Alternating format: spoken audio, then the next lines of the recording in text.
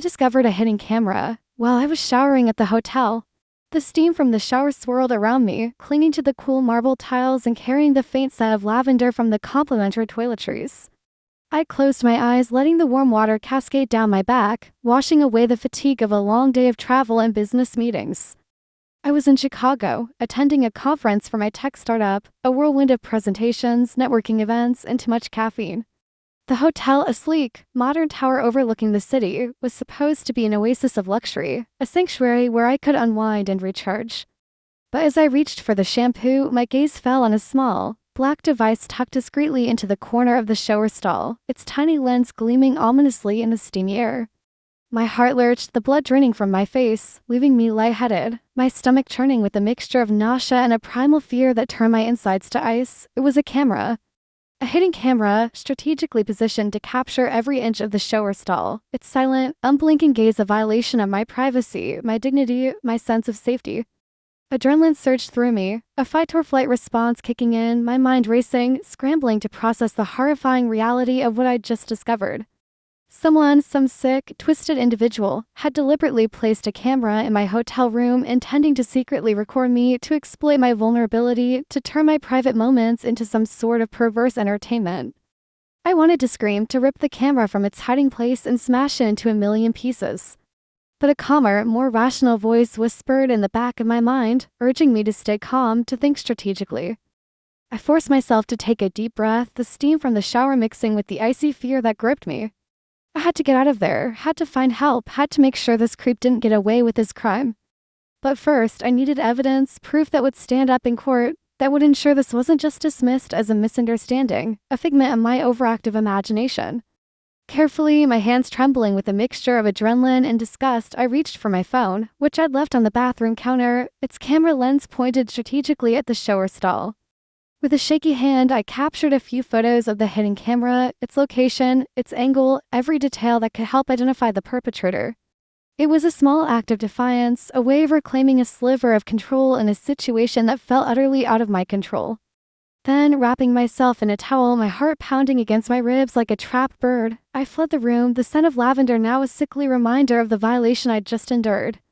The hotel staff, initially hesitant, their faces etched with a mixture of disbelief and thinly veiled annoyance, quickly changed their tune as I showed them the photos on my phone, the undeniable evidence of the hidden camera.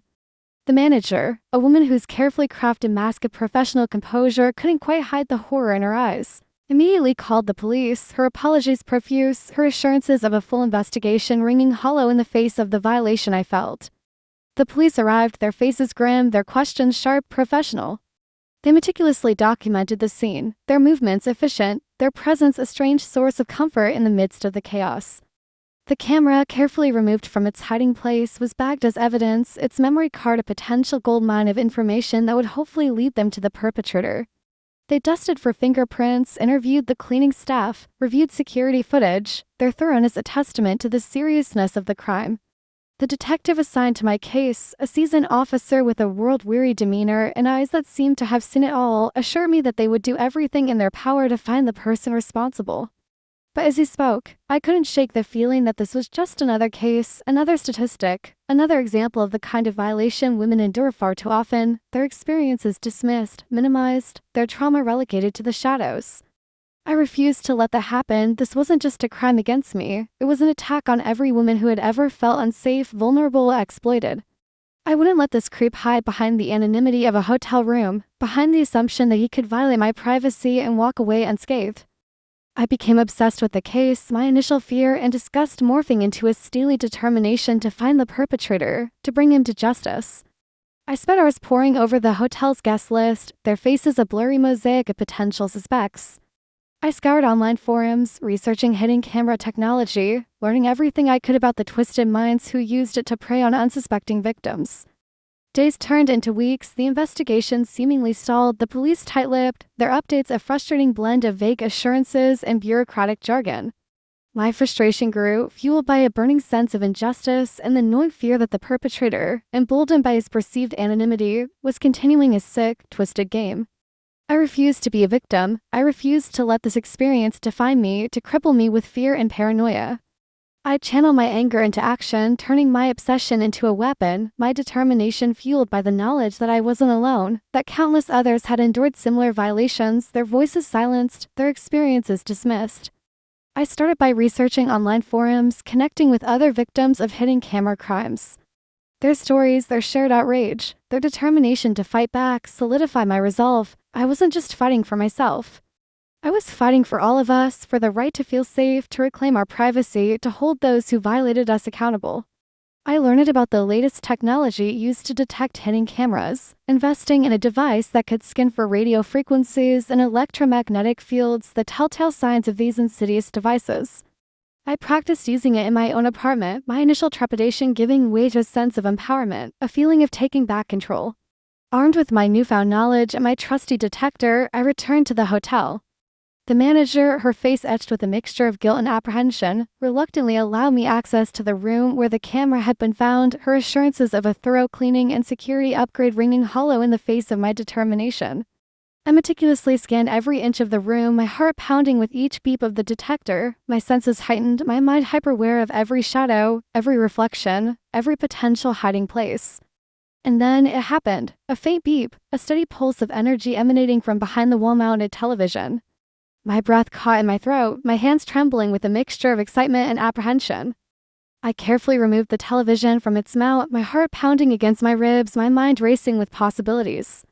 And there, hidden behind a tangle of wires and dust bunnies, was another camera, its tiny lens pointed directly at the bed. Fury coursed through me, a primal rage at the audacity of this creep, the depravity of his actions. But this time, there was no fear, only a steely resolve to expose him, to hold him accountable. I called the detective, my voice trembling with barely suppressed anger, the evidence laid out before me.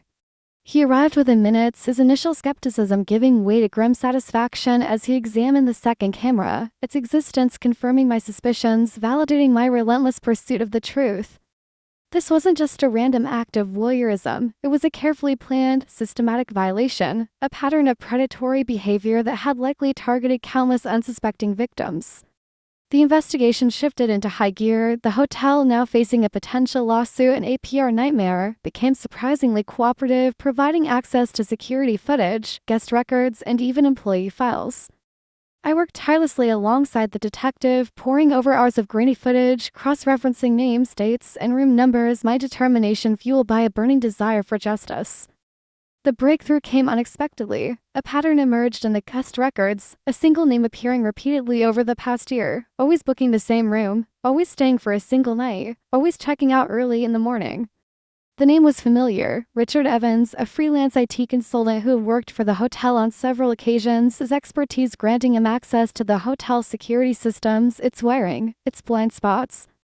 The detective obtained a warrant, and a search of Evans' apartment yielded a treasure trove of evidence, laptops filled with hours of secretly recorded footage, hard drives containing thousands of photos and videos of unsuspecting victims, a collection of hidden cameras, some disguised as everyday objects, others meticulously crafted to blend seamlessly into their surroundings.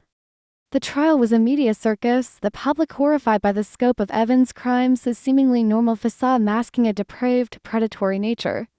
I testified, my voice shaking at first, but gaining strength as I recounted my experience, my determination to expose him, to prevent him from hurting others. The jury, their faces grim, their eyes reflecting the horror of his crimes, didn't hesitate. They found him guilty on all counts: invasion of privacy, voyeurism, distribution of illegal recordings. The judge, her voice laced with disgust, sentenced him to the maximum penalty allowed by law. As he was led away, his face pale, his eyes avoiding mine, I felt a strange mix of emotions, relief, vindication, and a profound sadness for the countless lives he had damaged, the trust he had shattered, the sense of safety he had stolen. The experience had changed me. I was no longer the naive, trusting woman who had stepped into that hotel shower, oblivious to the danger lurking in the shadows. I was now hyper-aware, my senses heightened, my trust in strangers forever tainted. But I refused to let fear control me. I became an advocate for victims of hidden camera crimes, sharing my story, raising awareness, lobbying for stricter laws and harsher penalties. I learned to use my experience, my pain, as a catalyst for change, my voice a weapon against the darkness, a beacon of hope for those who had suffered in silence.